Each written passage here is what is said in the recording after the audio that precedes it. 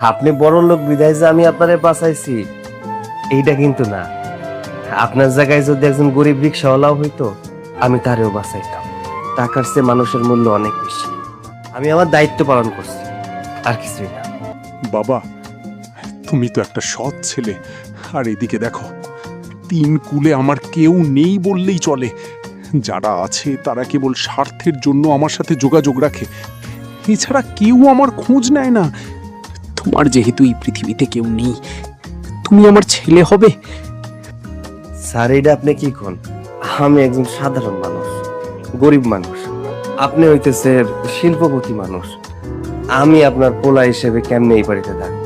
আমি রাস্তার মানুষ, রাস্তায় ফিরে যাই। আমি আর কোনো কথা শুনতে চাই না, এটাই আমার ফাইনাল কথা। আজকে থেকে তুমি আমার ছেলে, আমি তোমার বাবা। বসো, তুমি আমার পাশে বসো।